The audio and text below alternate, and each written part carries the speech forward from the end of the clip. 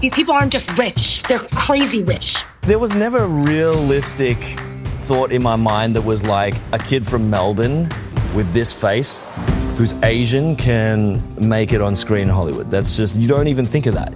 Like that's something that you don't think is real.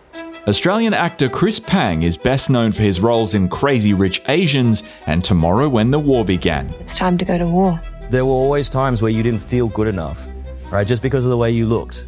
And you didn't feel like your culture matched, and you just felt like you were different. And that really affects you. It does things to you as you're growing up.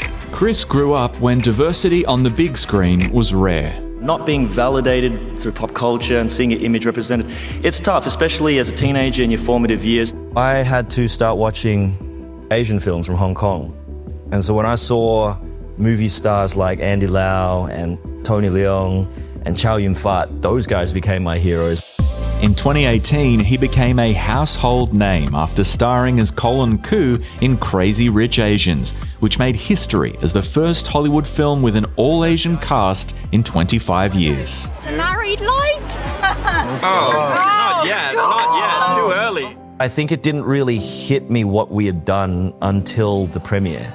We were a packed cinema in LA's most prestigious theatre, usually reserved for the biggest international blockbusters, and we had managed to put a film together that was an all-Asian cast, that was a story about our culture, and it was real. And I think that was a real pinch-me moment. Look how well dressed you were. Look. A real pinch-me moment too for Chris's parents, Barry and Ann Pang. Where's that photo? Proud to see their son feature in many Hollywood productions, including Joyride, the reboot of Charlie's Angels, and the TV series Interior Chinatown. We like the Bruce Lee part. The Bruce Lee part was the best. But the journey to make it in Hollywood hasn't been easy. I'm constantly fighting an uphill battle against casting. Even when there's an Asian role that comes out, a lot of the perception about what an Asian male is doesn't line up with who we really are and who we as a community feel we are. And so I think it's become my mission to educate Western audiences about Asian culture. A mission shared by Chris's parents. Here in suburban Melbourne, Good morning. Barry and Ann run a kung fu school at a gym owned by their other son, John.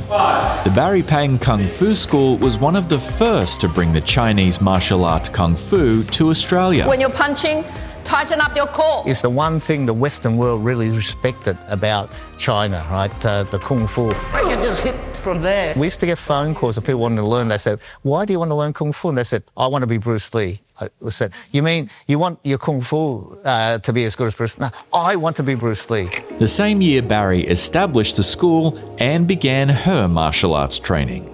Was it love at first sight? Me and Kung Fu, yes. Me and Barry? You have to ask him that. I think I was really drawn to the Kung Fu.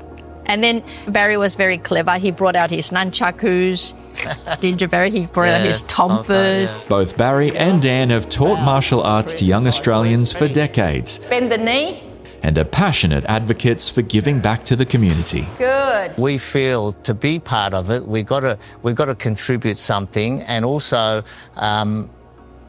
thank the country for having us. We've benefited a lot in that way, and we hope that others our next generation can carry on and advance and progress much more than we have. Empowering the next generation of diverse leaders is also the goal of the William Ah Ket Leadership program, supported by the National Foundation for Australia-China Relations.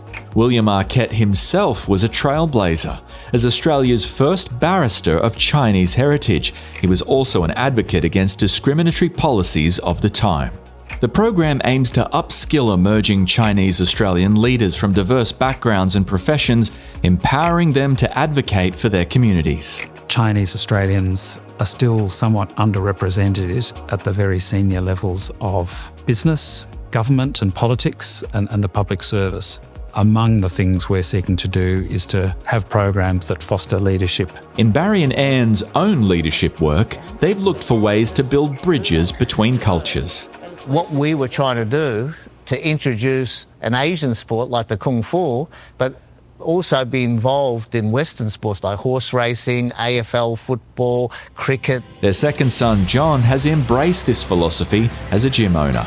John says he's also incredibly proud of his brother's journey. It's amazing what he's done for Asian Australians or Asians living in Western society in general. So feeling represented on the screen, not just by someone but your own brother, has been an amazing experience. To other Asian Australians looking to make their mark, Chris also has a message, one he wishes he could have told his younger self. Regardless of whether you want to be the most Australian person there is, or you want to be the most Asian person there is, or you want to find that balance and land somewhere in between, do it in a way that makes you proud.